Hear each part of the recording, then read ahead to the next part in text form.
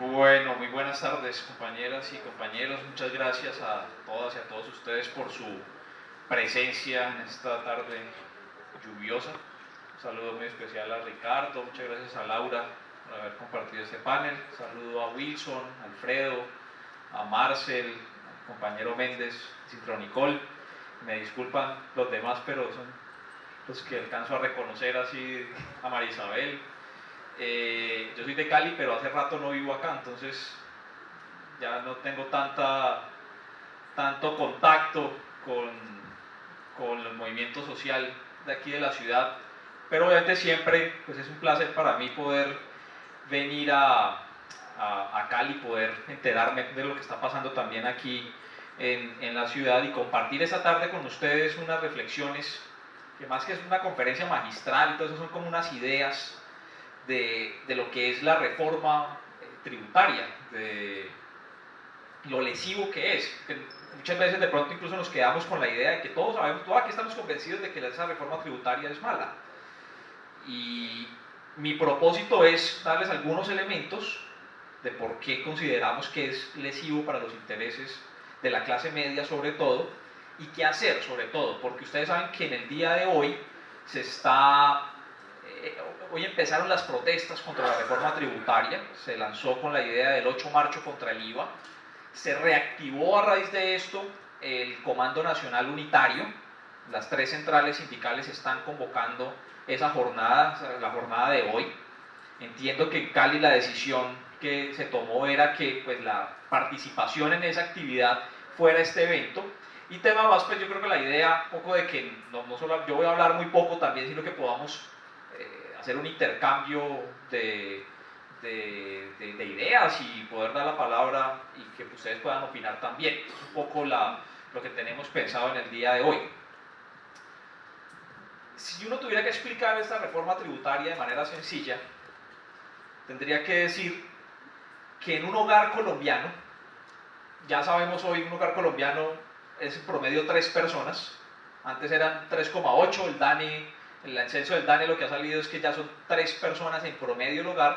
En ese hogar de 3 personas, en la cual la mayoría de los hogares colombianos, uno podría decir, son sectores populares y clase media, pero una clase media, pues la clase media colombiana no es la clase media londinense. ¿Sí? La clase media londinense tiene Audi, vive en los suburbios, estudia en Oxford. La clase media colombiana pues, es el que se gana 1,5 millones de pesos. ¿Sí? Y de hecho, si uno es estricto en la clasificación del DANE, ustedes se van a sorprender con esto, pero si uno es estricto en la clasificación del DANE, la clase media en Colombia es 50.000 pesos por hogar en adelante. Claro, porque lo que dice el gobierno es que, ahorita lo explico, pues ahora voy a explicar, pero lo que dice el gobierno es que va a devolverle el IVA, ahora vamos a aclarar eso, va a devolverle el IVA al 30% más pobre.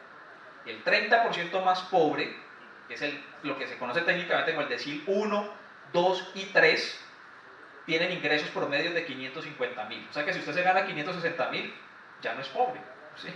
Pues ya es clase media. Pues si el 30% más pobres son los que se ganan hasta 550, pues entonces de ahí en adelante ya no es pobre, ¿sí? Bueno, otra clasificación del DAN es que una persona, ya no por hogar, esto que les estoy diciendo es por hogar, pero una persona pobre, una persona deja de ser pobre si se gana 250.000 pesos mensuales. Ya no es pobre. ¿Sí? Si usted se lo gana eso, ya según el Estado colombiano ya no es pobre. Entonces, en ese hogar de 3 personas, usted va a tener un comensal más.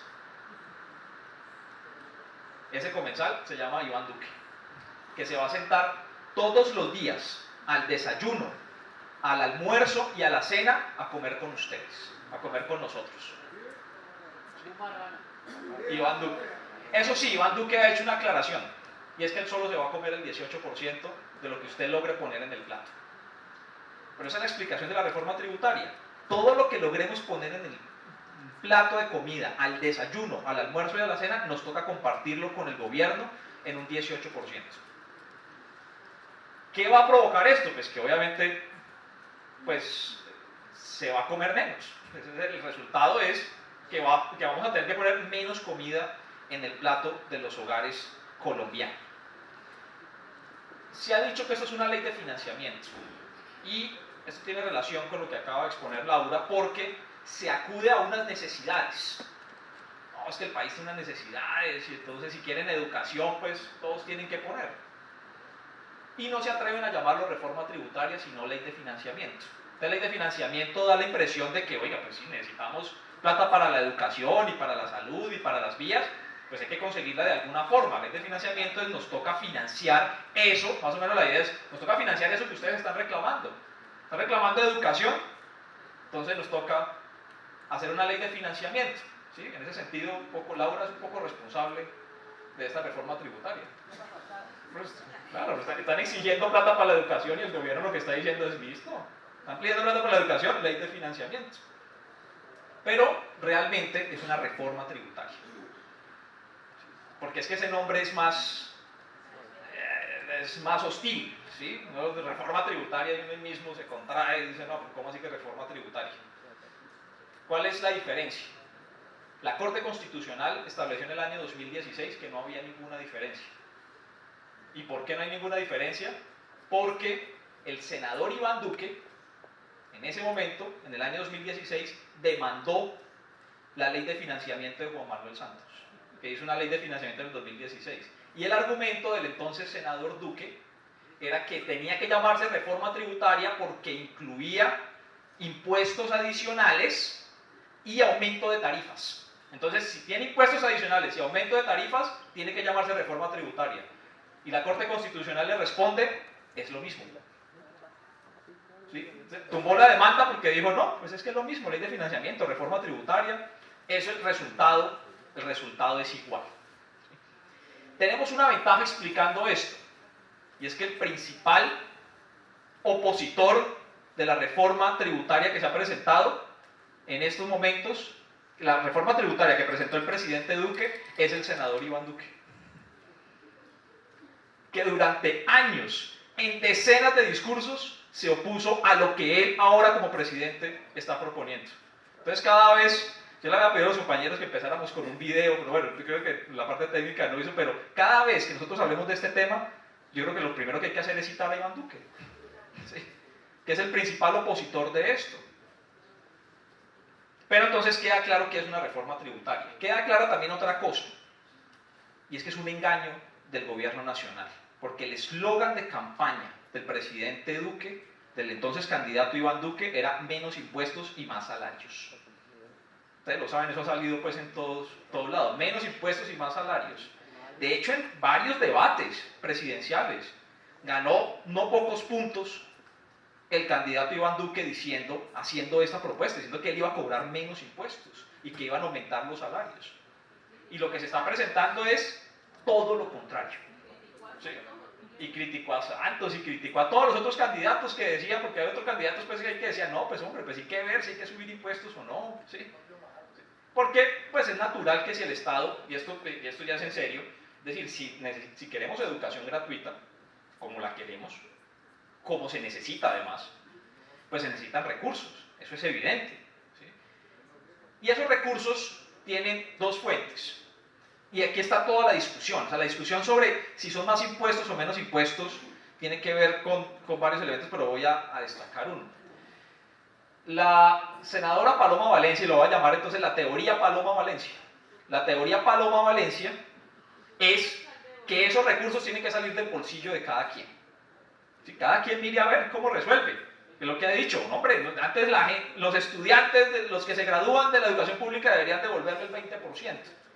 Entonces, esa teoría es pues, que cada quien resuelva.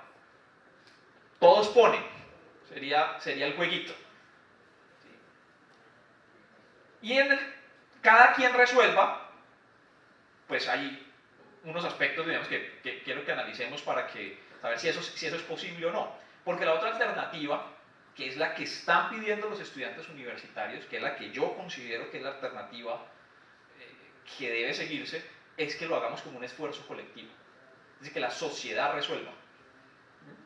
No cada uno individualmente, sino la sociedad es la que tiene que resolver la educación para la sociedad, la salud para la sociedad, la infraestructura para la sociedad, los servicios públicos para la sociedad, ¿cierto? que es lo que hemos venido defendiendo, es lo que defiende, por ejemplo, Sintrancali aquí, ¿no? Es que eso no se puede privatizar, es porque pues, es un bien público. Esa es la idea de la defensa del patrimonio público. Pero supongamos que triunfa la teoría Paloma Valencia. Entonces la teoría Paloma Valencia es cada quien resuelva. Entonces uno va a la realidad. Todos los datos que yo voy a decir aquí, cifras, no voy a dar muchas cifras, pero las cifras que dé son cifras oficiales, porque pues, no hay otra fuente diferente a las cifras del DANE, a las cifras del mismo gobierno. Según las mismas cifras oficiales, entonces vamos a resolver, vamos a suponer el tema de teoría Paloma Valencia que cada uno resuelva. ¿Cómo hace la sociedad colombiana para resolverlo? Esta mañana estaba en un foro sobre pensiones, aquí en un congreso que había en el Hotel Marriott. Entonces mi compañero de panel lo que decía es, no, es que yo conozco el caso de una señora, entonces yo soy amigo de una empresaria, entonces es el tema particular, es particularizar todo. Pero hay un problema general que es más complicado. El 70% de los ocupados en Colombia, los ocupados son, digamos, los trabajadores. Yo tengo críticas sobre eso, porque yo no todos los ocupados son trabajadores formales, son empleados, por así, pero el 70% de los ocupados en Colombia ganan menos de 1.200.000 pesos. El 78% de los ocupados del país, el 78%, casi el 80%, no tienen ningún título o a lo sumo tienen un título de bachiller. Entonces se crea un círculo vicioso, que es justamente por las razones válidas y justas por las que hay que apoyar la educación pública, porque eso crea un círculo vicioso. ¿Por qué la gente gana tan poco? Entonces le responde una respuesta muy acercada, muy cerca a la realidad, es porque la gente no estudia. ¿Y por qué no estudia? Porque no tienen ingresos suficientes para pagarse la educación. Entonces se crea este círculo vicioso. Entonces, con la teoría Paloma Valencia no se puede resolver el problema, porque no tenemos un ingreso muy alto. Entonces, ¿qué nos toca resolver con ese 1.200.000? Yo digo, 1.200.000, pues es el que más gana dentro de ese sector de la población. Insisto, pues es el punto más alto, del 70% de los trabajadores, porque de ahí para abajo, la mitad ganan el salario mínimo, o menos, o incluso menos. Pero con ese 1.200.000, suponiendo, ¿qué hay que hacer? Pues nos toca garantizarnos todo esto que acabo de mencionar que debería resolver el Estado. Entonces el Estado le dice, pues mire a ver con ese 1.200.000 cómo estudia, cómo se endeuda en el ICETEX, con ese 1.200.000 mire a ver cómo se garantiza la salud, mire a ver cómo se transporta, y mire a ver cómo se alimenta. Y pues, ni hablar de vestirse, porque elimine, saque eso de la ecuación, no hay forma, ¿sí? Cómo vive, cómo paga la electricidad, entonces, resuelva con ese 1.200.000. Y uno le dice al Estado, oiga, pero es que no alcanza. Ah, entonces tiene que existir el Estado, ¿cierto? O sea, el Estado debería garantizar eso, pero el Estado no lo garantiza. Aún así cobra impuestos, ¿sí? Porque el Estado pues existe y cumple una función, pero no está logrando con lo que hace satisfacer esas necesidades que son incluso pues necesidades básicas.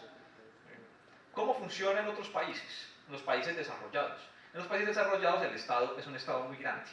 Porque aquí nos han vendido la idea de que es que el Estado colombiano es muy grande y entonces Iván Duque va a reducir el número de escoltas. ¿Y eso qué? ¿Y eso cuánto? Pues eso le sirve, pues, ¿con cuántas universidades se van a crear con los escoltas que va a dejar de pagar el presidente? No resuelve absolutamente nada. Sí, mejor que tenga menos escoltas a que tenga más escoltas. Entonces, pues, sí, si no lo necesita está bien. Pero digo, ¿eso resuelve el problema? Entonces, porque dicen, no, es que vamos a ahorrar gastos del Estado, porque es que el Estado colombiano es muy derrochón. Y esa es la idea de él desde hace años. El Estado colombiano es un Estado derrochón. Y eso hay que mirarlo con datos, hay que mirarlos con cifras, porque el discurso solamente no alcanza a explicar esto. El Estado colombiano no es derrochón, ni es un Estado grande. El Estado colombiano es más bien un Estado pequeño. Y eso se mide, eso se puede medir. ¿Cómo se mide? ¿Cómo es la relación de los gastos del Estado en proporción a toda la producción de Colombia, que es el Producto Interno Bruto? Y en Colombia es del 19%. ¿Eso qué nos dice? ¿Que es grande o es pequeño? Eso no nos puede decir mucho. Entonces comparémonos. ¿Cómo es el Estado en Estados Unidos? ¿Ustedes cómo creen? ¿Que es más grande o más pequeño? El Estado, el gobierno de los Estados Unidos es el 34% del PIB. O sea, toda la economía de Estados Unidos, del país más poderoso del planeta, de la economía más grande del planeta, el 34% es el gobierno. Es decir, uno podría decir en ese sentido que la empresa capitalista, como lo dice un profesor de Harvard, la empresa capitalista más grande del mundo es el gobierno federal de los Estados Unidos. Entonces no es tan grande el Estado colombiano. ¿Cuál es el problema? Que sí tiene dos características ciertas. Que es muy ineficiente y que es muy corrupto. O sea, es ineficiente porque no logra, con lo que se gasta, no logra resolver los problemas de la sociedad. Y es corrupto porque pues, la misma Contraloría dice que se roban 50 billones de pesos al año.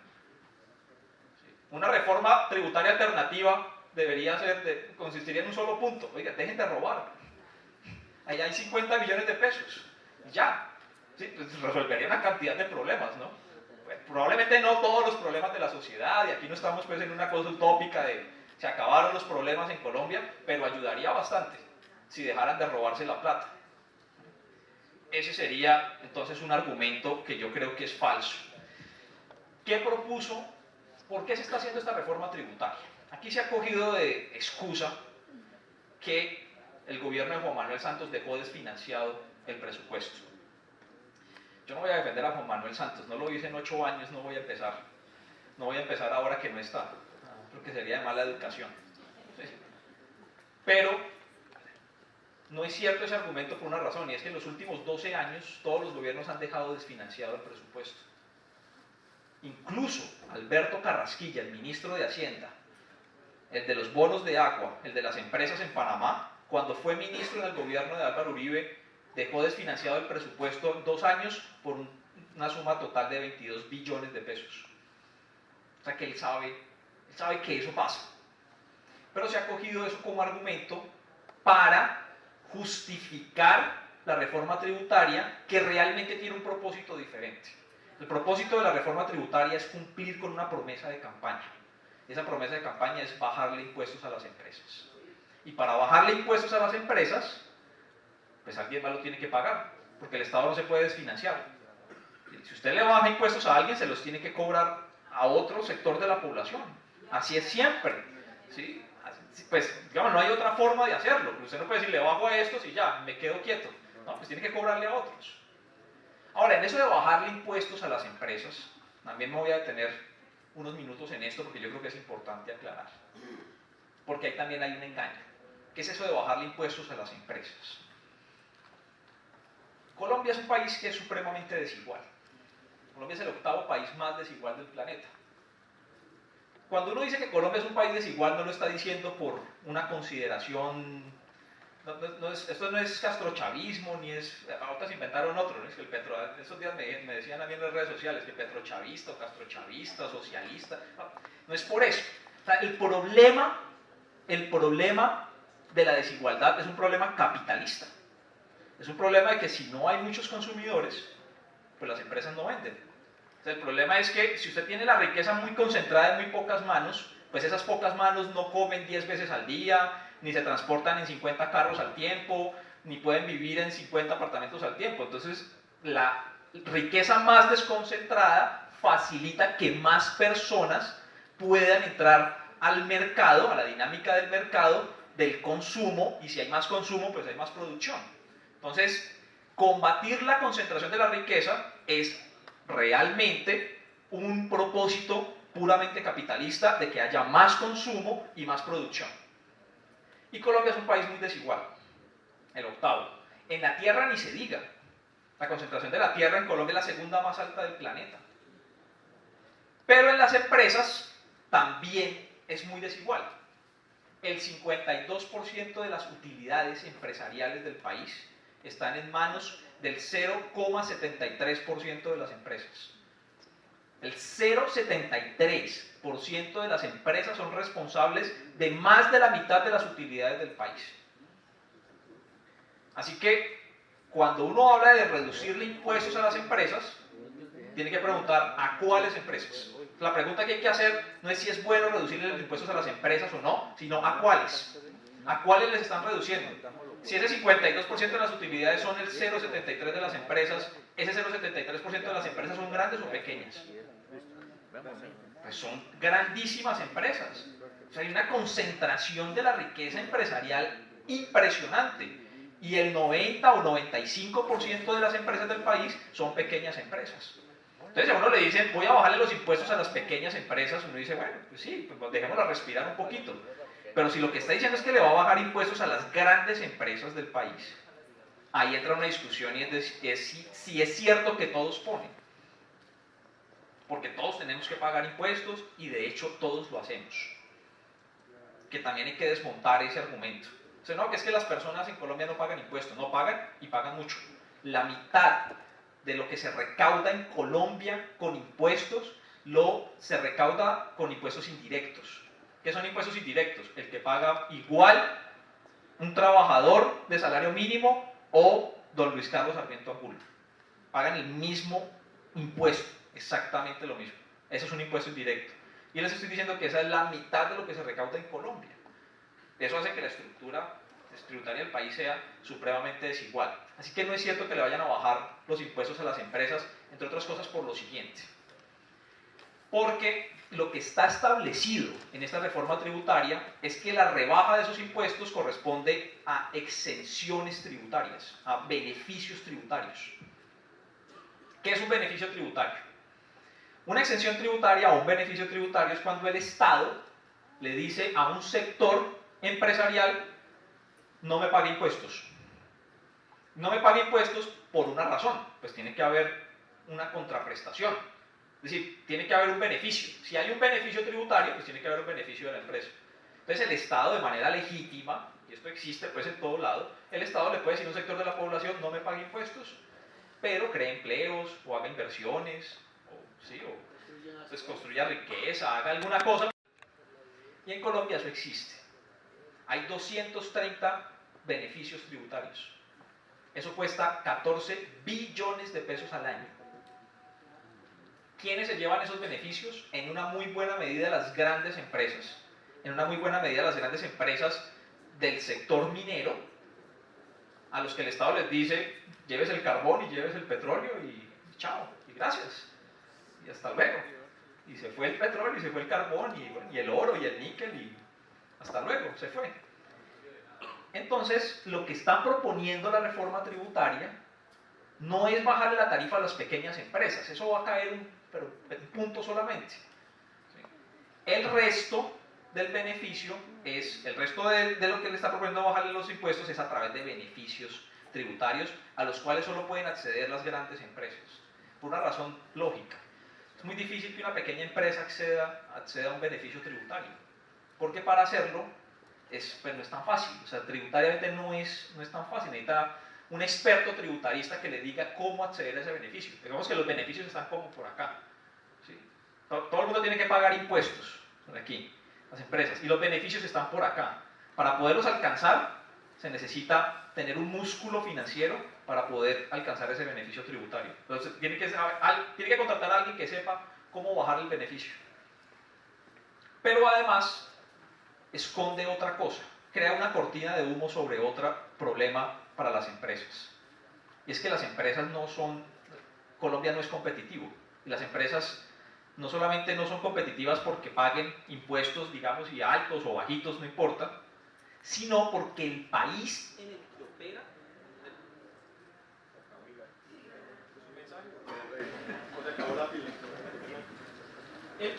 que opera no es competitivo. Hola.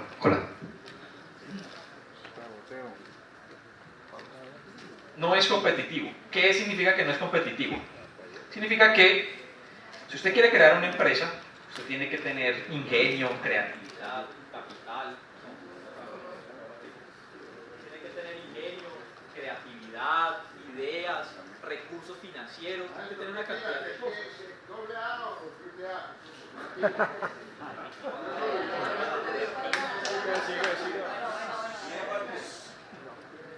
Pero si el entorno en el que usted realiza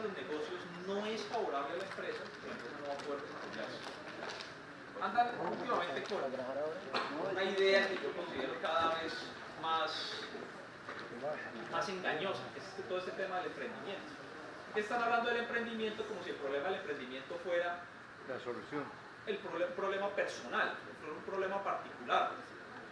Entonces yo les digo a los no, pues entonces resolvamos esto. Traigamos a Jorge Duque Linares o a Walter Mercado o a cualquier charlatán de estos a dar charlas de superación personal, a dar charlas de motivación, y entonces sí, uno le dice a todo el mundo, oigan, ustedes son unos berracos, háganle, creen empresas, párense frente a un computador y pónganse a diseñar empresas. Y el problema no es eso. Yo no sé si ustedes han oído hablar de un personaje que es rico, pues es uno de esos personajes millonarios que se llama Elon Musk. Es un tipo, pues yo no sé de dónde es, creo que es gringo.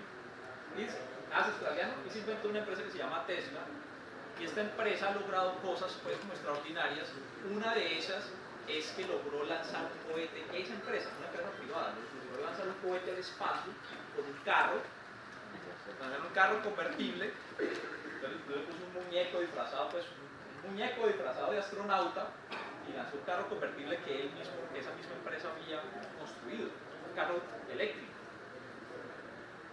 Y lo lanzaron al espacio, y ahí está el carro en el espacio. Y él lo hizo por una razón, para demostrar que se podía hacer, que él lo podía hacer. Entonces él es un ejemplo de emprendimiento a nivel mundial. El ejemplo de emprendimiento es que este tipo es un berraco, hace lo que se propone. Yo me puse a estudiar el caso y me di cuenta que el tipo, además de ser un berraco, ha recibido $5.000 millones del gobierno de Estados Unidos. Cambia la lógica del emprendimiento, ¿no? Es como el chiste que dice, yo ya sé de usted dónde tiene la plata. Entonces era Rockefeller. ¿Ustedes saben cómo hizo la plata Rockefeller? Rockefeller fue al colegio y vendió una manzana. Y con las ganancias de la manzana fue y compró 2 manzanas. Y al otro día fue y vendió 2 manzanas al colegio. Y al tercer día fue y vendió 6 manzanas, que compró más manzanas con las ganancias. Y al cuarto día se murió el abuelo y le heredó todo. Entonces lo del emprendimiento es eso. Claro que se necesita emprendimiento, claro que todos lo somos. Todo el mundo de alguna forma es emprendedor, pero el emprendimiento es más efectivo si usted tiene además el apoyo de un músculo financiero o estatal más poderoso que lo que usted puede lograr. Y Colombia no es competitivo.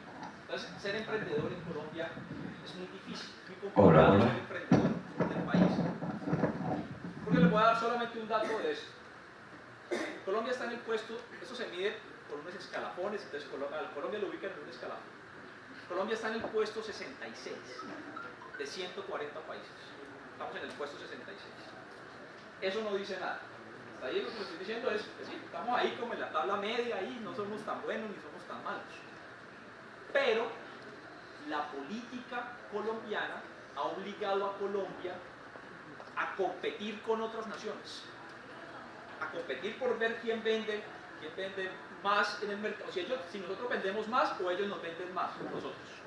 La competencia internacional es, vamos al terreno del mercado internacional a ver quién vende más. ¿Sí? Gracias. Y nuestros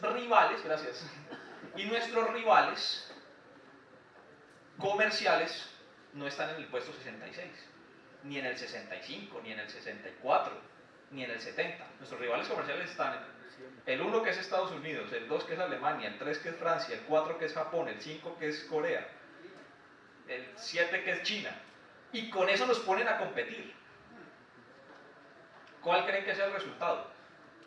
Que no podemos competir, que nos derrotaron, que ganaron ellos. Solamente un ejemplo, con Estados Unidos. Entonces nos vendieron la idea, no, ahora sí, tenemos 300 millones de clientes en Estados Unidos, además con un ingreso por habitante altísimo. Y entonces vamos a inundar el mercado estadounidense con no sé qué, porque todavía no nos han dicho con el qué. Un tiempo dijeron que con uchuvas, otro tiempo dijeron que con pitayas. Cada determinado periodo se inventan algo con lo que vamos a derrotar a Estados Unidos. Pero con aguacates, pero en el resultado concreto, hoy, según las cifras del DANE, es que en 6 años de TLC con Estados Unidos, Colombia ha perdido 30 billones de pesos. No pudimos. Entonces, es un engaño decir que se le va a bajar los impuestos a las empresas Es un engaño decir que eso las va a hacer más competitivas si usted no aborda el tema de competitividad, y es un engaño, según lo dice la Sociedad de Agricultores de Colombia, que usted arruinando a los clientes va a hacer que a las empresas les vaya mejor. Entonces entremos en el tema del IVA, que es lo que yo sé que interesa más en este, que estaba haciendo todo el contexto. Hablemos de IVA. La SAC ha dicho, si ustedes cobran más IVA a la gente, eso va a obligar a que haya menos clientes. O sea, la gente va a comprar menos y va a haber menos clientes, entonces vamos a vender menos. La SAC está pensando en las ventas, ¿no? No está pensando en su negocio. Pero tiene razón, obviamente. ¿Sí? Si Iván Duque gana esta pelea, lo que va a pasar es que un kilo de carne va a quedar costando 2.500 pesos más. Un kilo de arroz va a quedar costando 400 pesos más. Y un huevo va a quedar costando 50 pesos más. Ese es el resultado, si Iván Duque gana. ¿Qué significa esto para los hogares colombianos? Lo que significa son aproximadamente los cálculos que hemos hecho nosotros, porque el ministerio tiene otros. Y yo creo que la metodología de nosotros puede estar más cercana a la realidad que la del Ministerio de Hacienda, que no la ha mostrado. Yo puedo mostrar la metodología que hemos usado. ¿Eso qué va a lograr? Pues contraer el consumo. ¿Por qué? Los cálculos, estos sí son cálculos del Ministerio de Hacienda. Las cifras del Ministerio de Hacienda, lo que ellos le presentaron al Congreso de la República, es que en los próximos 4 años se va a duplicar el recaudo que hacen en impuestos de IVA. En 4 años lo van a duplicar. Hoy, lo que se cobra de IVA en el país son 34 billones de pesos. Y lo van a duplicar. ¿Cuál es el problema? Que el ingreso de los hogares colombianos no se duplica cada 4 años. ¿Se duplica cada cuánto? ¿Cada cuánto creen ustedes que se duplica el ingreso promedio de los hogares colombianos? Cada 20. ¿Quién da más? Cada 33 años se duplica el ingreso de los colombianos, en promedio. Estoy hablando en promedio porque no puedo particularizar esto. Es probable que el de algunas personas se duplique cada 3 años o cada 5, no importa. Pero el promedio de los hogares colombianos, el ingreso se duplica cada 33 años. Y van a duplicar el IVA cada 4. Entonces, conclusión, pues la gente va a tener menos ingreso disponible para comprar. Y de hecho eso ya viene ocurriendo, porque es que pues, no estamos hablando de la reforma tributaria del Génesis. Es que no se les olvide una cosa. En 28 años se han hecho 13 reformas tributarias. Esta es la número 14. O sea que cada vez viene lesionando más el consumo de los hogares. ¿Cómo lo ha lesionado? Me disculpa que les dé tantas cifras, pero es que pues, si ustedes van a explicar después esto, pues lo tengo que explicar con las cifras, porque si no, ¿cómo lo hacemos? ¿Sí? Porque uno puede decir, ese Duque es un desgraciado y se va a comer la comida de los colombianos. Sí, pero pues hay que demostrarlo. ¿Qué ha pasado en los últimos años? En los últimos 5 años, el consumo de los hogares colombianos, promedio, todo esto que estoy diciendo son datos promedios, el consumo de los hogares colombianos ha crecido 2,8% anual. Ese es el crecimiento promedio anual del consumo. Pero el crédito de los hogares ha crecido 11%. Y la moratoria de esos créditos ha crecido 22%. Es decir, si los hogares colombianos están consumiendo más es porque se están endeudando. Y esas deudas las están dejando de pagar. Y eso va a estallar en algún momento. Eso es una bomba de tiempo, eso es una bomba social que va a estallar, porque si usted lo que está haciendo es recogiendo y recogiendo y recogiendo cada vez más ingresos de los hogares, de lo poquito que logran adquirir, para un Estado que además no lo retribuye, porque es que si fuera el Estado de Suiza, en donde el Estado garantiza una cantidad de cosas, pues no importa. En Suiza los trabajadores pagan el 60% de renta sobre su ingreso. Pero es que el Estado les garantiza una cantidad de cosas. Casi que ese 40% que les queda es como para ir al cine y para comprarse ropa y para ir a viajar, para irse en las vacaciones de verano. Pero el resto lo garantiza el Estado. Pero en el caso colombiano ya sabemos que no es así. La educación es un ejemplo de eso. En la educación, yo no voy a repetir las cifras que ha dado Laura, pero cuando Colombia se mide con otros países a ver qué tan buena es la calidad de la educación, lo que termina pasando es que la calidad de la educación de Colombia es muy mala. Entonces, ¿cómo romper ese círculo vicioso? Digamos, de gente que no puede acceder a la educación, no tiene cómo financiar la educación. Si no rompe ese círculo vicioso, si la gente no se educa, no puede aspirar a un ingreso mayor, porque hay una relación directa, y esto está súper medido en todos lados, hay una relación directa entre la posibilidad de capacitarse y de tener un trabajo mejor. Y un trabajo mejor, pues es un trabajo que se gane más. Si eso no se rompe, no logramos dar un salto hacia el desarrollo del país.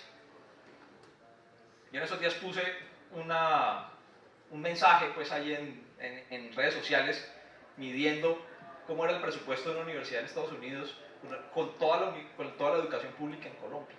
El presupuesto de una sola universidad en Estados Unidos, de una sola universidad, es 2,5 veces más alto que el de toda la educación pública universitaria de Colombia. Y tengo los presupuestos ahí, el presupuesto de MIT, del Massachusetts Institute of Technology en el estado de Massachusetts, en la ciudad de Boston, en Estados Unidos. Es 2,5 veces más alto que el de toda la educación pública universitaria de Colombia. ¿Cómo rompemos ese ciclo? Con jóvenes emprendedores, con programitas como Ser Pilo Paga. Eso no se puede romper así. La única fuerza capaz de romper ese ciclo en una sociedad es el Estado. Y es el Estado recogiendo impuestos. Entonces, el problema con los impuestos es que todos tenemos que pagarlos. El problema es quién los paga. Y voy concluyendo con unas cosas. El gobierno ha dicho, sí, todo esto es cierto.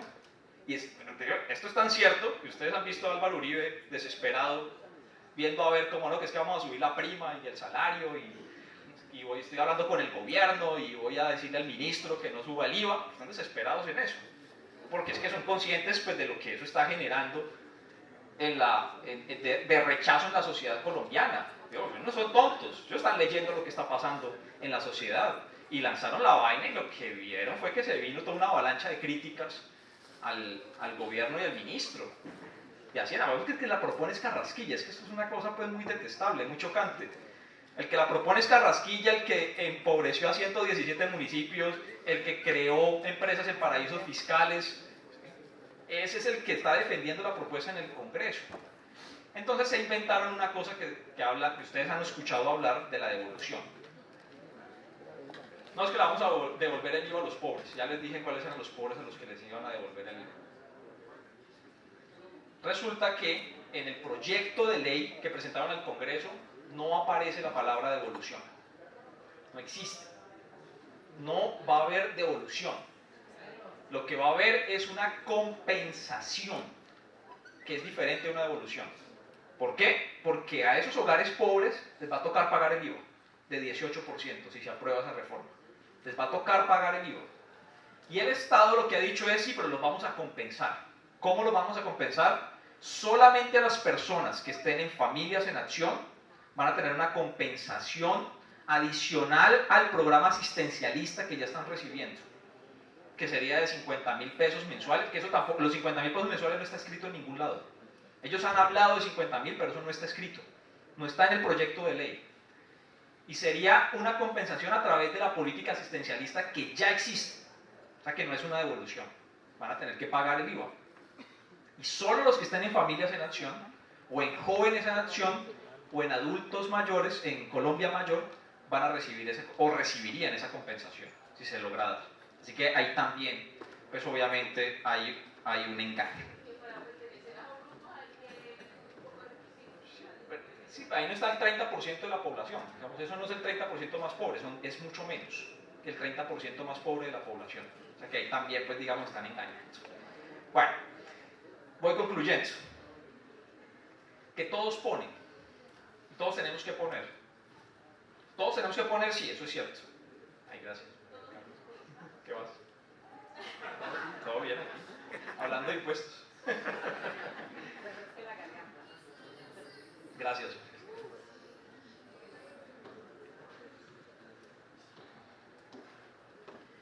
¿Será que todos ponen?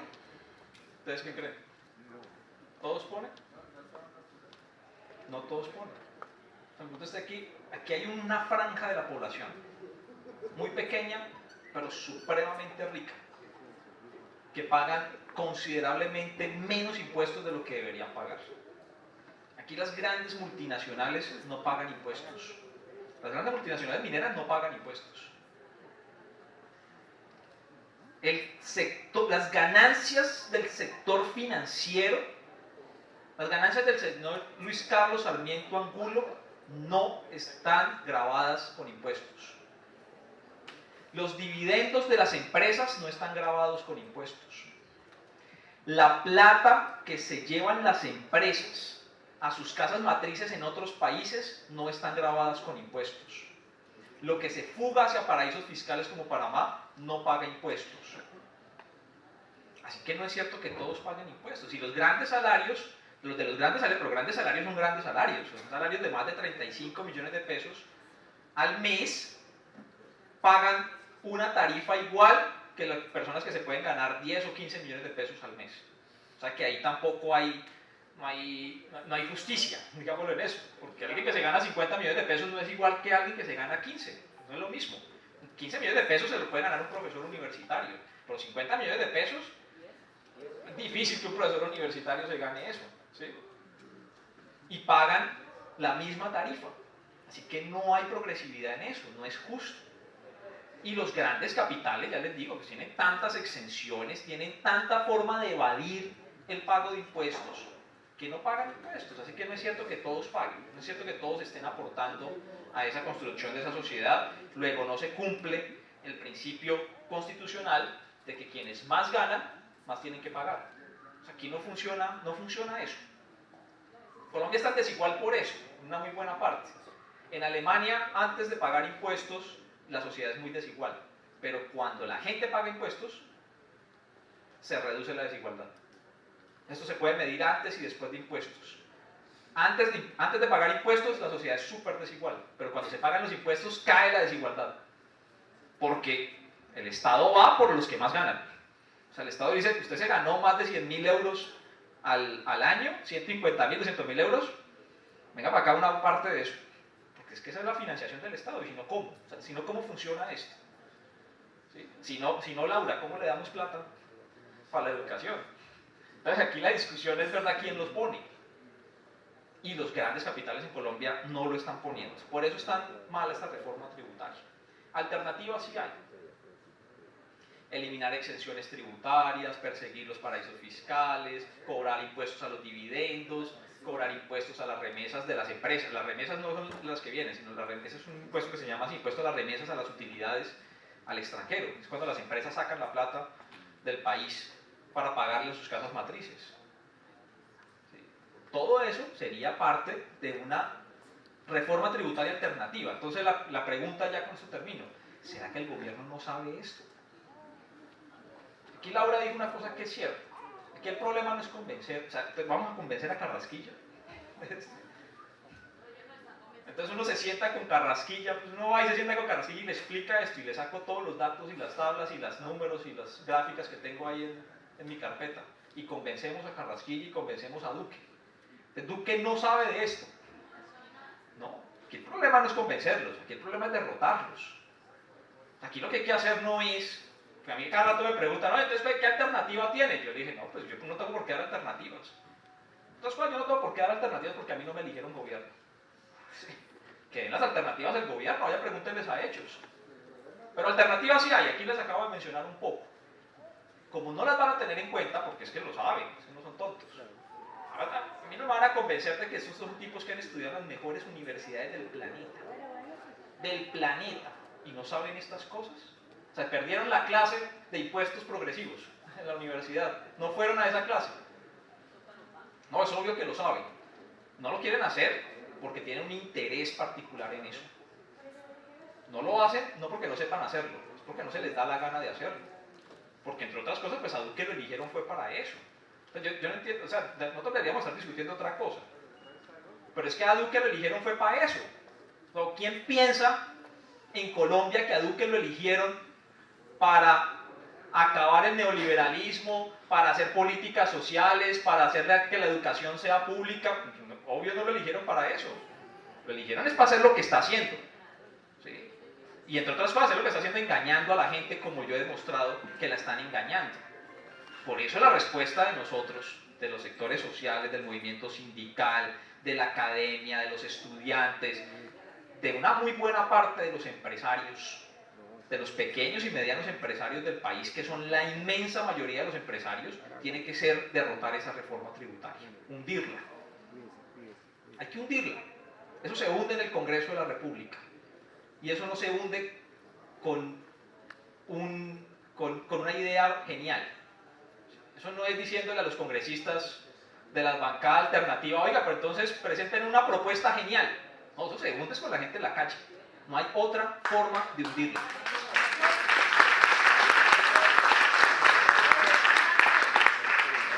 Y para eso necesitamos organizarnos. Yo creo que este es un muy buen inicio. Este es un muy buen inicio de lo que tenemos que empezar a hacer a partir de mañana.